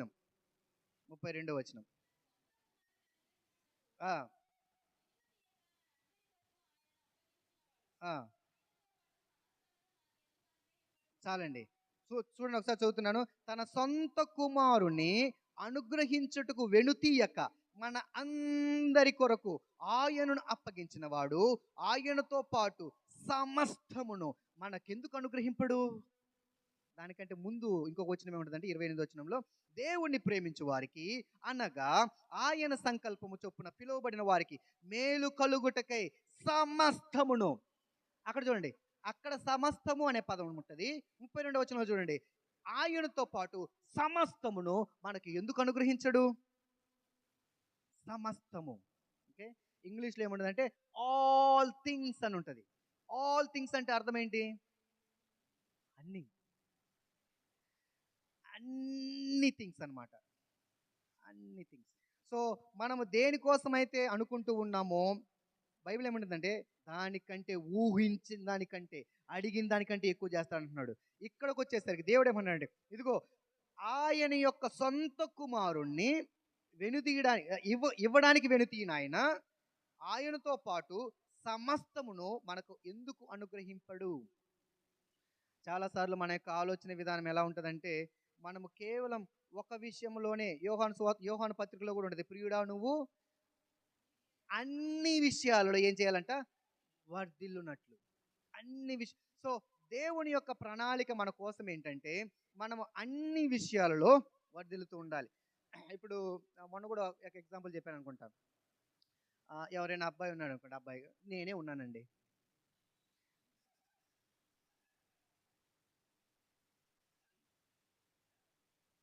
జస్ట్ ఆలోచించండి, ఒకవేళ నా శరీరం అంతా కూడా ఇలా ఉండి, నా శరీరం అంతా కూడా చక్కగా ఇలా ఉండి, నా చెయ్యి మాత్రం బాగా పెరుగుతుంది అనుకోండి, నా చెయ్యి మాత్రం అలా పెరిగి ఆ డోర్ అక్కడ ఉంది కదా, ఈ చెయ్యి ఒక్కటే ఇలా డోర్ వేసి వచ్చింది అనుకోండి, ఎలా ఉంటుంది? నన్ను ఏమంటారు? అబ్నార్మల్ గాయ్ అంటారు. లేకపోతే నా ముక్కు ఒక్కటి పెరుగుతుంది అనుకోండి, నా ముక్కు శారీరకంగా అంటే మన శరీరం అంతా కూడా కరెక్ట్గా దేవుడు క్రియేట్ చేసిన విధంగా అది పెరగాల కదా. ఒకవేళ అట్లా పెరగని వాళ్ళకి బైబిల్లో జనరల్గా సైకలాజికల్ ఏమంటారు, మెడికల్ ఒక పదం ఉంటుంది, దాన్ని ఏమంటారు? డిసేబిలిటీ. అంటే స్పెషల్ కిడ్ అంటా ఉంటారు. స్పెషల్ కిడ్ ప్రాబ్లీ ఇంకొకరు కావచ్చు. అబ్నార్మాలిటీ అంటారు. అది సరైన పద్ధతి కాదు. సరైన పద్ధతి ఏంటంటే మన శరీరంలో అన్ని అవయవాలు సరైన రీతిగా ఒకే క్రమంలో వర్ధిల్లుతూ ఉండడం దేవుడు తయారు చేసినటువంటి నియమం. కేవలం అది మన శరీరానికి సంబంధించి కాదు, ఆయన జగత్పునాది వేయబడక మునిపే అన్ని విషయాలలో మనము వర్ధిల్లాలి అనేది ఆయన యొక్క నియమం. పౌలు రాసిన పత్రికలన్నిట్లలో కూడా, లేకపోతే తన శిష్యులు రాసిన పత్రికలన్నిటిలో కూడా ఈ విషయాన్ని గురించి వాళ్ళు అన్ని చోట్ల ప్రస్తావిస్తూ ఉంటారు. అందుకే ఇక్కడ మనం చూస్తూ ఉంటాము, ఇదిగో తన సొంత కుమారుణ్ణి అనుగ్రహించుటకు వెనుతీయక మన అందరి కొరకు ఆయనను అప్పగించిన వాడు, ఆయనతో పాటు సమస్తమును. దేవుడు మనల్ని ఎలా చూస్తున్నాడు? దేవుడు ఎలా చూస్తున్నాడంటే ఇదిగో నువ్వు చాలా ప్రశస్తమైనటువంటి వాడివి, నువ్వు చాలా ప్రశస్తమైన దానివి, నువ్వు ఈ పొజిషన్లో ఉండాలి, నేను ఇష్టపడుతున్నాను. ఆ పొజిషన్లో నువ్వు ఉన్నట్లయితే ఏదైతే నువ్వు పొందుకోవాలో, ఏదైతే నువ్వు తీసుకోవాలో, ఏదైతే నీ కోసం నేను ఆలోచించుంచానో అవన్నీ పొందుకుంటావు. సో ఈ 21 రోజుల్లో మన పొజిషన్ ఏంటంటే సరైనటువంటి స్థితిలో మనం నిలబడగలగాలి. దేవుని కోసం సరైన స్థితిలో మనం నిలబడగలిగినప్పుడు దేవుని నుంచి వచ్చేటువంటి ఆ గొప్ప సంగతులు, ఆ గొప్ప విషయాలు, ఆ మైటీ థింగ్స్, మనము ఊహించలేనటువంటి థింగ్స్, మన ఆలోచనలకు మించినటువంటి థింగ్స్, అవన్నీ కూడా మనం పొందుకోవడానికి దేవుడు మనకు సహాయం చేస్తాడు. ఇప్పుడు 2 కొరింథీ పత్రిక తీయండి. 2 కొరింథీ పత్రిక 2వ కొరింథీయులకు రాసిన పత్రిక 9వ అధ్యాయము 15వ వచనం. 9:15.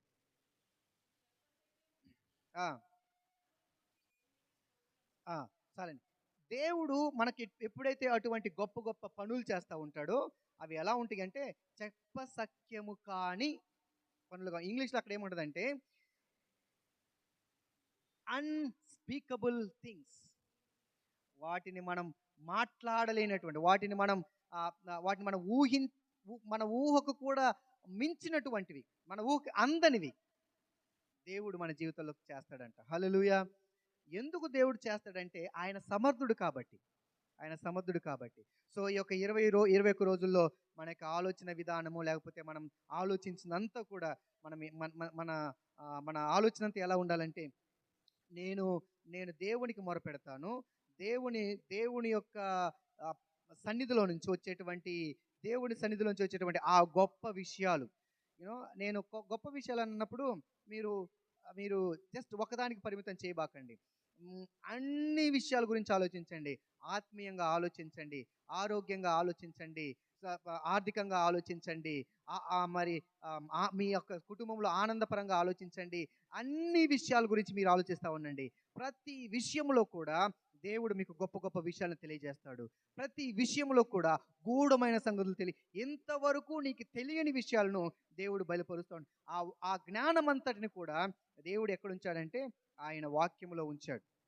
ఆయన వాక్యంలో బైబిల్లో ఒక మాట ఉంటుంది, యోహాను సువార్త 1:1 ఆది యందు వాక్యం ఉండెను, వాక్యము దేవుడై ఉండెను, ఆ వాక్యము దేవుని యొద్ద ఉండెను, ఆ వాక్యము దేవుడే అయి ఉండెను.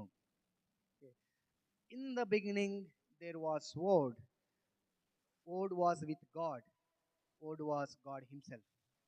ఆ వాక్యము దేవుడే. సో ఆ వాక్యములో ఉన్నటువంటి సత్యం, ఆ వాక్యములో ఉన్నటువంటి గూఢమైన సంగతుల్ని దేవుడు మనకు బయలుపరుస్తాడు. సో మన యొక్క ఆలోచన విధానం, మన యొక్క ఆలోచన అంతా ఎలా ఉండాలంటే, ఇక్కడ 32వ వచనం మనం చదివాం కదా. ఏం చదివాము? 32వ వచనంలో, రోమీయులకు రాసిన పత్రిక 8,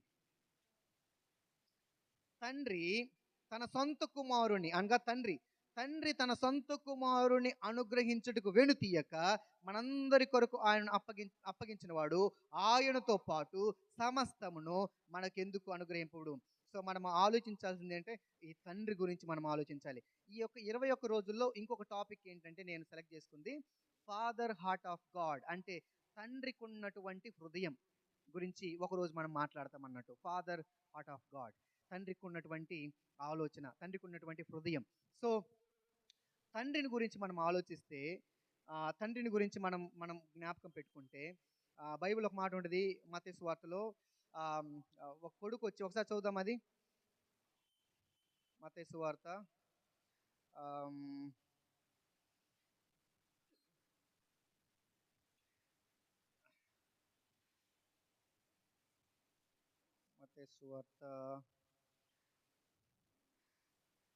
తండ్రి కుమారుడు చేపని అడిగితే పామునిచ్చునా, ఎక్కడది? 7వ అధ్యాయము, 7వ అధ్యాయం కాదు,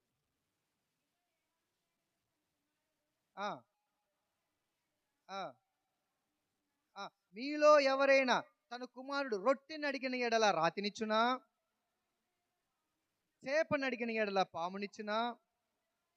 మీరు చెడ్డవారయుండి మీ పిల్లలకు మంచి ఈవులను ఇవ్వగోరిన ఎడల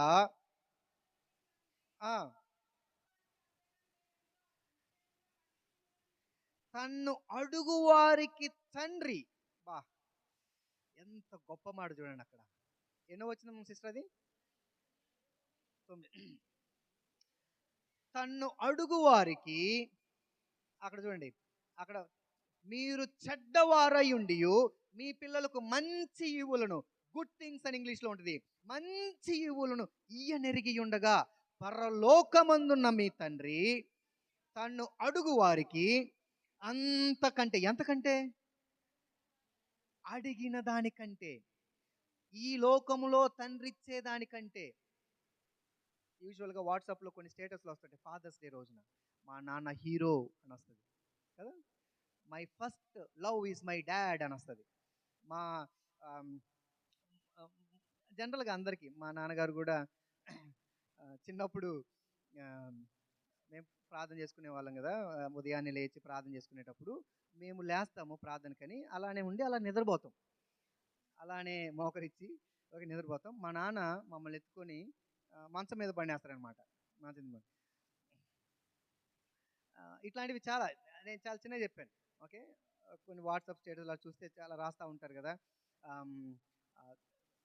తన తన తను చిరిగిపోయిన చొక్క వేసుకొని కొడుక్కి మంచి చొక్క కొట్టారంట తండ్రి కదా. అందరు నాన్నలు అంతే, మా నాన్న కూడా, మీ నాన్న, అందరు నాన్న. తను ఒక పూట తిని కొడుకులకి కూతుర్లకి 3 పూట్ల పెడతాడు.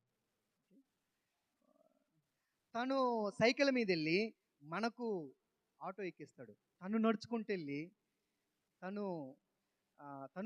వెళ్ళి మనల్ని కారులో పంపిస్తూ ఉంటాడు.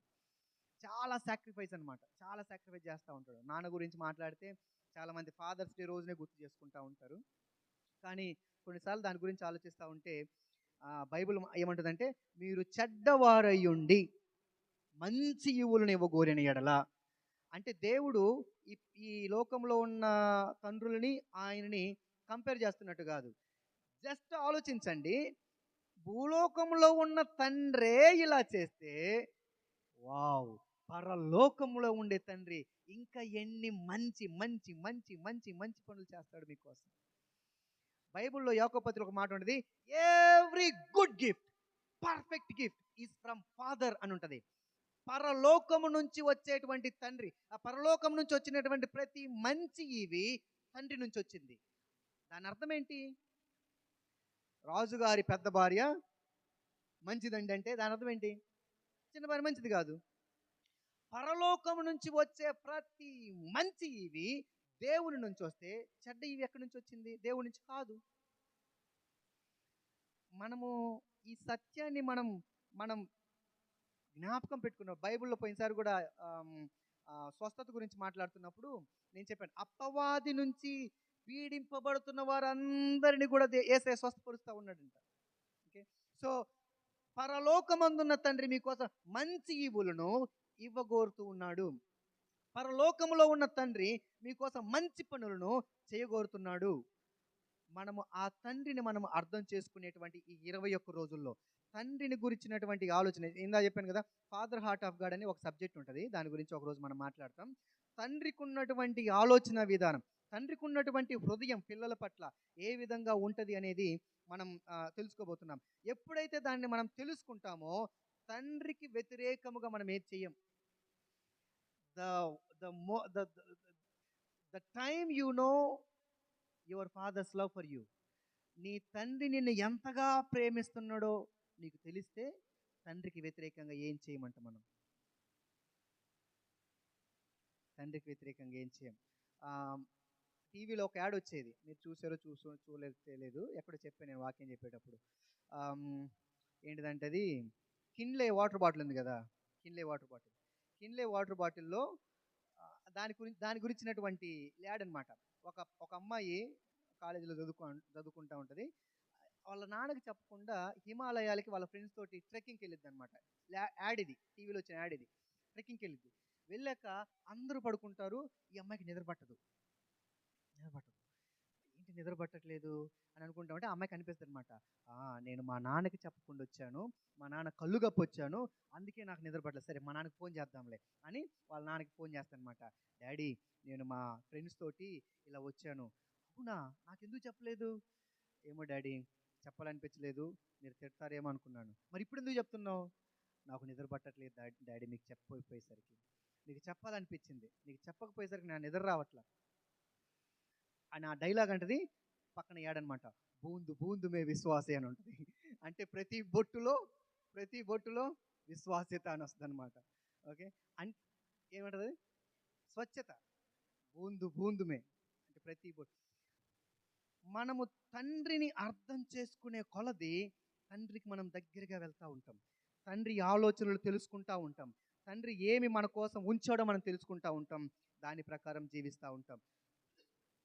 ఒకవేళ ఒక సుదేష్ ఉన్నాడా? సుదేశే కదా నీ పేరు? సుదీప్.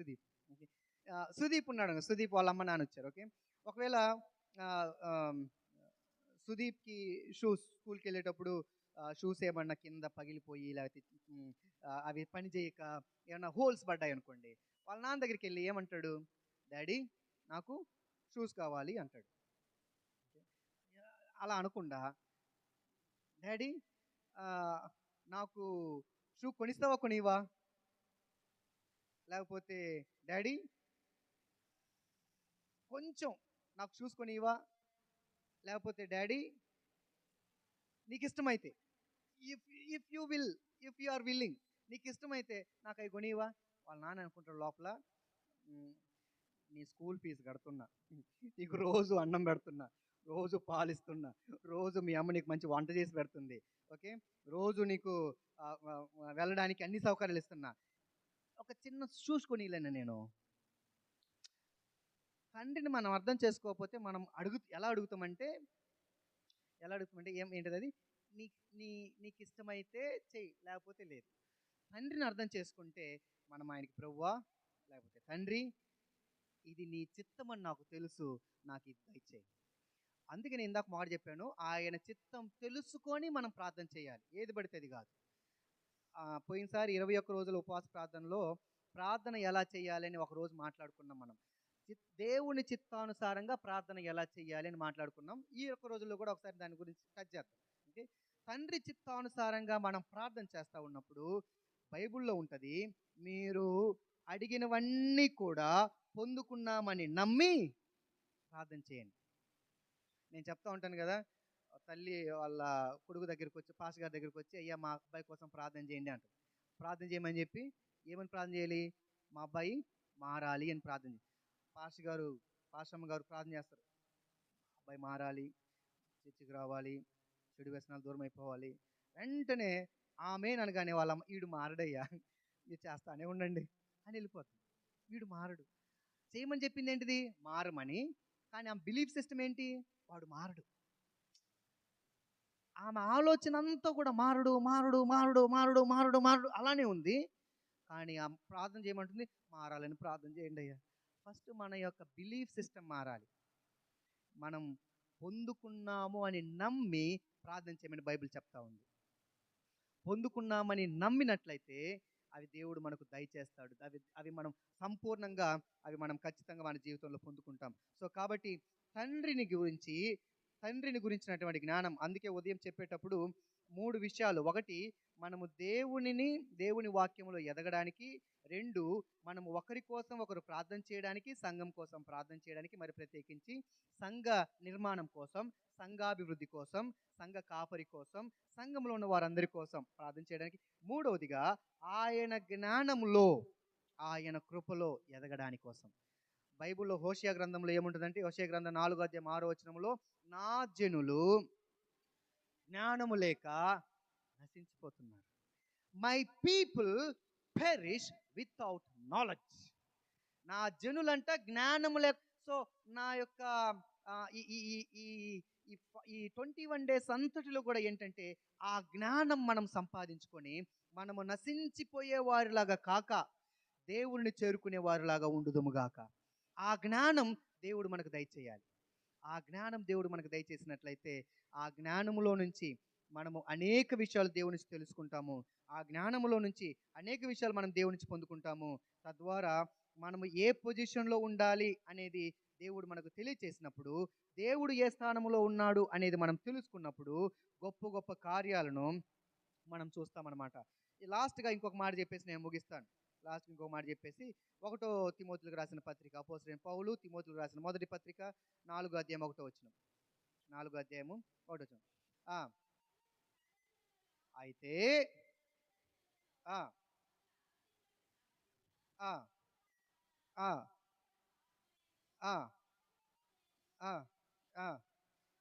విశ్వాస భ్రష్టులగుదురని ఆత్మ తేటగా చెప్పుచున్నాడు. ఆ అబద్ధికులు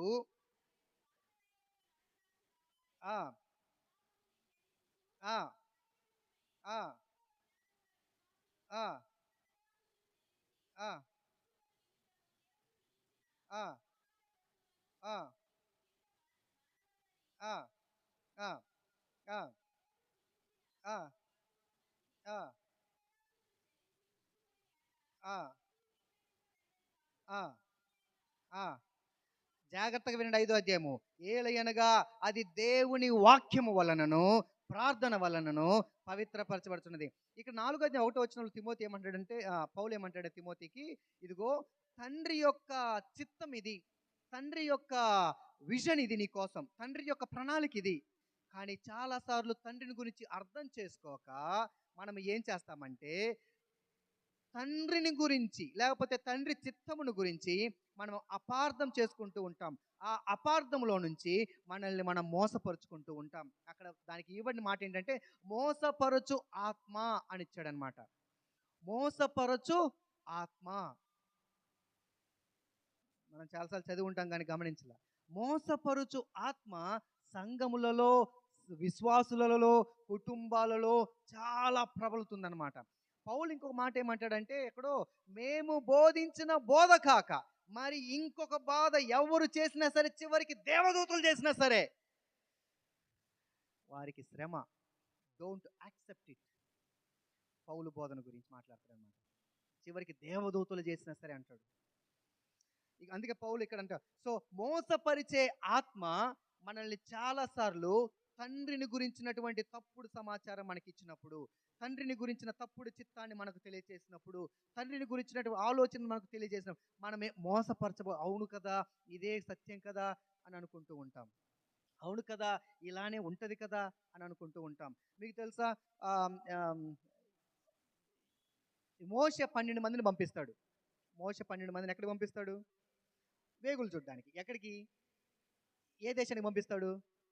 ఎక్కడికి చెప్పండి. ఏ దేశానికి పంపిస్తాడు? కానానికి పంపిస్తాడు. దాంట్లో 12 మంది వెళ్ళి ఆ 12 మంది వచ్చేటప్పుడు కొన్ని తీసుకొని వస్తారు. ఏమేమి తీసుకొని వస్తారు? ద్రాక్షాలు, ఇంకా అరటి పండ్లు, ఇంకా చెప్పండి ఏనా? ద్రాక్షాలు, అరటి పళ్ళు, జాంకాయలు, పుచ్చకాయలు అన్ని. ఓకే, ఏమైతే అక్కడ ప్రసిద్ధిగాంచినయో, ఏమైతే అక్కడ చాలా శ్రేష్టమైనయో వాటిని తీసుకొని వస్తారనమాట. తీసుకొని వచ్చాక మోషే అడుగుతాడు, ఎరా బాయ్ ఎలా ఉంది అక్కడ కానాన్ దేశం? 10 మంది ఏమంటారంటే అయ్యా అది అసాధ్యమయ్యా,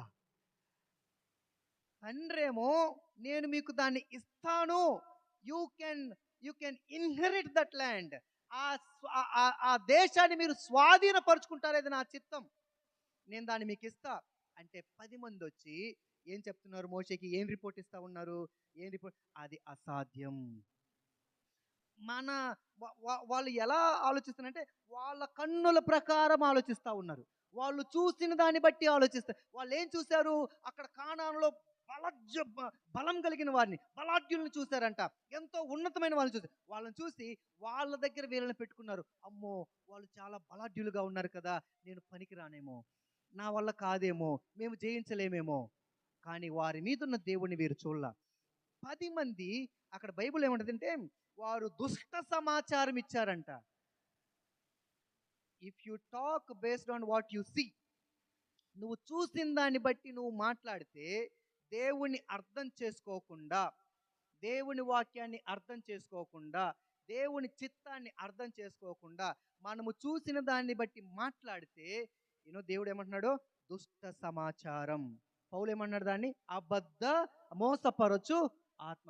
ఒకవేళ ఈ 10 మంది చెప్పింది ఇజ్రాయెల్ అందరూ విన్నారు అనుకోండి, ఏమైపోయింది? ఆ కానాన్ దేశాన్ని స్వతంత్రించుకునే వాళ్ళ అమ్మో అక్కడికి వెళ్ళడం చాలా భయంకరం, సో కాబట్టి మాకు ఐగుప్తే మేలే అని మళ్ళీ తిరిగి ఐగుప్తుకి వెళ్ళే వాళ్ళు చాలా మంది అరణ్యంలో అంట చనిపోయారు. అక్కడికి వెళ్ళిపోలేదు. ఎందుకు?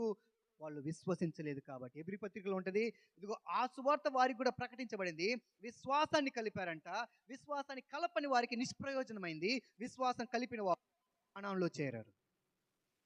సో మన యొక్క ఆలోచన ఎలా ఉండాలంటే తండ్రిని గురించినటువంటి సత్యం ఏదైతే ఉందో దానిని మనం తెలుసుకోవాలి. లేదా బైబిల్ ఏముంటుందంటే దాన్ని దుష్ట సమాచారం అంటూ ఉంది. తండ్రిని గురించినటువంటి ఆలోచన బహుశా మనం చిన్నప్పటి నుంచి కొన్ని విషయాలు మనం నేర్చుకున్నాం, కొన్ని విషయాలు మనం ఆలోచించుకున్నాం. కానీ దేవుని వాక్యం ఏం చెప్తా, సజీవమైనటువంటి దేవుని వాక్యం ఏం చెప్తా ఉంది, వాక్యములో దానికి ఉన్నటువంటి ప్రాధాన్యత ఏంటి, దేవుని యొక్క చిత్తం ఏంటి, దేవుడు మనందరం నమ్ముతున్నాం కదా ఇది దేవుని వాక్యం అని. తిమోతి పత్రికలో ఉంటుంది, ఏముంటుందంటే ఇది హోలీ స్పిరిట్, పరిశుద్ధాత్మ ద్వారా ప్రేరేపింపబడినటువంటి వాక్యం అన్నమాట. సో అది మనం విశ్వసించినట్లయితే దీనిలో సమస్తమును కూడా మనం విశ్వసించాలి. అందుకే పౌలు అంటా ఉన్నాడు, ఈ కడవరి దినాల్లో మోసపరిచే ఆత్మ చాలా మందికి విశ్వాస భ్రష్టులము అయ్యే విధంగా ఆ మోసపరిచే ఆత్మ మనల్ని చేస్తాడంటారు. ఓకే, అక్కడ కొన్ని విషయాలు 2 విషయాలు రాస్తాడు, వివాహం గురించి, తినే వాటి గురించి రాస్తూ ఉంటాడు. ఆ తర్వాత కింద కూడా కొన్ని విషయాలు రాస్తాడు. ఓకే, సో మన యొక్క ప్రార్థన ఏంటంటే ఆ మోసపరిచే ఆత్మ నా నుంచి దూరం అవును గాక అని చెప్పండి. అది ఏదైనా సరే, వాక్యానికి వ్యతిరేకముగా, వాక్యానికి తావు లేకుండా అది ఏదైనా సరే ప్రతిదీ కూడా మోసపరిచారు. కానీ ఇద్దరున్నారు, యెహోషువ కాలేబు. యెహోషువ కాలేబు ఏం చేశారు? యెహోషువ కాలేబు విశ్వాసముతో వాళ్ళు ఏం చెప్పారంటే దేవుని యొక్క చిత్తం, మనం దాన్ని స్వాధీనపరచుకోవడం. సో నో మ్యాటర్ వాట్, వాళ్ళు ఎంత బలాఢ్యులైనా సరే, ఎంత ఉన్న వాళ్ళైనా సరే, వాళ్ళ ఆర్మీ ఎంత గొప్పదైనా సరే, మనలో ఉన్నవాడు లోకములో ఉన్నవాడి కంటే గొప్పవాడు. We can canker that. దాన్ని మనం జయించగలమని విశ్వాసపూరితమైన మాటలు మాట్లాడారు. 10 మంది మాత్రం విశ్వాసం లేని మాటలు మాట్లాడారు, దుష్ట సమాచారాన్ని ఇచ్చారు. ఆ దుష్ట సమాచారమే నిజమని ఇజ్రాయేలులు కొంతమంది విశ్వసించి ఆ అరణ్యములోకి ప్రవేశించకుండా, అరణ్యములో ఆ కానానులోకి ప్రవేశించకుండా అరణ్యములోనే ముగించేశారు వారి జీవితాన్ని. మనం ఈఎఫ్జిఎం సంఘముగా దేవుని యొక్క ఈ 21 రోజుల్లో దేవుని యొక్క చిత్తం ఏంటి, దేవుని యొక్క ప్రణాళిక ఏంటి, దేవుడు నా నుంచి ఏం కోరుకుంటున్నాడు, నేను దేవుడి నుంచి ఏం కోరుకోవాలి అనే విషయాలు మనం తెలుసుకొని మన యొక్క అండర్స్టాండింగ్, లేకపోతే మన యొక్క గ్రహింపుని, విత్తువాని ఉపమానం గురించి దేవుడు చెప్తూ ఉన్నప్పుడు ఒక మాట అంటాడు. ఏమంటాడంటే, అవి విత్తనాలంట కొన్ని ఎక్కడ పడ్డాయి, త్రోవ పక్కన, కొన్ని ఎక్కడ పడ్డాయి, రాతి నేల, కొన్ని ఎక్కడ పడ్డాయి, ముళ్ళ పొదల్లో, కొన్ని ఎక్కడ పడ్డాయి, మంచి నేల. దాని కింద ఏమంటుందంటే, అక్కడ ఏం రాస్తాడంటే, వాటిని గ్రహించువారు ధన్యులు అంటాడు. ఓకే, మార్క్స్ వార్తలు అనుకుంటా. దానిని మనం గ్రహించకుండా అర్థం చేసుకోకపోతే, మంచి నేలన పడినవి మన హృదయంలో కార్యం ఎలా చేస్తాయి అంటే, దానిని గ్రహించినప్పుడు. మిగతా వాటిలలో మనం వింటున్నాం కానీ గ్రహించట్లా, అందుకైపోతూ ఉన్నాయి. సాతానుడు చెత్తుకొని పోతా ఉన్నాడు. ఓకే, మనం గ్రహించి దేవుని యొక్క వాక్యం, దేవుని యొక్క సత్యం ఏంటో తెలుసుకొని, మరి ఈ యొక్క 21 రోజుల్లో మరి మనం దేవునిలో ముందుకు కొనసాగాలని మరి మనల్ని మనం సిద్ధపరచుకుందాం. కొన్ని విషయాల కోసం మనం ప్రార్థన చేస్తాం. సో ఈరోజు చెప్పిందంతా జస్ట్ ఫౌండేషన్. ఈ యొక్క 21 రోజుల్లో మనం ఏం చేయబోతున్నాం, ఏం నేర్చుకోబోతున్నాం, మన యొక్క ఆశ ఏమై ఉండాలి, దేవుడి నుంచి మనం ఏమి మరి కోరుకోవాలి అనే విషయాల్ని మనం పంచుకున్నాం. కాబట్టి మనల్ని మనం సిద్ధపరచుకుందాం. అందరం తలలో ఉంచుదాం, కళ్ళు మూసుకుందాం, చిన్న ప్రార్థన చేద్దాం. ఆ తర్వాత మరి కొన్ని ప్రార్థన విన్నపాలు ఉన్నాయి, వాటి కోసం మనం ప్రార్థన చేద్దాం. ప్రతిరోజు ఈ 21 రోజుల్లో కూడా ఏ ప్రార్థన విన్నపం ఉన్నా ఉండకపోయినా సంఘం కోసం, సంఘ నిర్మాణం కోసం, సంఘాభివృద్ధి కోసం మనం ప్రార్థన చేయబోతున్నాం. సో కాబట్టి దానికోసం ప్రత్యేకంగా కొంత సమయం కేటాయించి దానికోసం మనం ప్రార్థన చేయబోతున్నాం. కాబట్టి so you prepare your self, మిమ్మల్ని మీరు సిద్ధపరచుకొని మరి ప్రార్థన వైఖరితోటి ఉండవలసిందిగా మనం చేస్తున్నాం. ప్రార్థన చేద్దాం. ప్రార్థన చేసిన తర్వాత ప్రార్థన విన్నపాల కోసం చేద్దాం. ప్రేమగల తండ్రి, కృపగల యేసుకే నీకు స్తోత్రం చెల్లిస్తూ ఉన్నాం. గొప్ప సంగతులు, గూఢమైన సంగతులు నీవు నాకు మొరపెట్టుము, నేను నీకు ఉత్తరం ఇచ్చేదను. నీవు గ్రహింపలేని గూఢమైన గొప్ప సంగతులను నీకు తెలియపరుస్తానంటూ ఉన్నావు ప్రభు. నువ్వు ప్రత్యక్షపరుస్తానంటూ ఉన్నావు ప్రభు. నువ్వు రివీల్ చేస్తానంటూ ఉన్నావు. మా జీవితాలకు ఏమి కావాలో వాటిని రివీల్ చేస్తూ ఉన్నావు ప్రభు. అందుకు రాజా నీకు వందనాలు చెల్లిస్తున్నాం. ఈ 21 రోజులు ముగించే లోపు ఇదిగో ప్రభు, మోషే చెప్పినట్లు ప్రభు, నీ మార్గాలు మాకు తెలియచేయనట్లు మాకు మా మార్గాలను తెలియచేయండి. మా మార్గాలు తండ్రి నీవు తెలియచేసినప్పుడు సరైన మార్గంలో మేము ప్రయాణం చేయుటకు, ఆ మార్గాన్ని బట్టి నిన్ను ఘనపరచుటకు నీ కృప మా అందరికీ చూపించబడుచున్నాం తండ్రి. ఇదిగో ప్రభు, మరి కొన్ని ప్రార్థన విన్నపాలు మేము చేయబోతుండగా ప్రతి ప్రార్థనకు మీరు అవును ఆమేన్ అంటూ ఉన్నారు. అందుకు నీకు స్తోత్రం చెల్లిస్తూ ఉన్నాం. ముందున్న సమయం అంతటిలో కూడా నీ కృప, నీ సన్నిధి తోడుగా ఉంచండి, సహాయం చేయండి. సమస్త మహిమ ఘనత ప్రభావాలు మీరు పొందుకున్నామని ఈ 21 రోజుల ప్రార్థనలు, 21 రోజుల ఉపవాస పండుగలు కేవలం నీకు మాత్రమే మహిమ తీసుకొచ్చే విధంగా, ఇదిగో మా సంఘానికి ఆశీర్వాదకరంగా ఉండునట్లుగా, సంఘాభివృద్ధిలో తోడ్పడినట్లుగా నీ కృప, నీ సన్నిధి, నీ సహాయము దయచేయమని యేసుక్రీస్తు నామమున అడిగి వేడుకొంచున్నాం తండ్రి. ఆమేన్.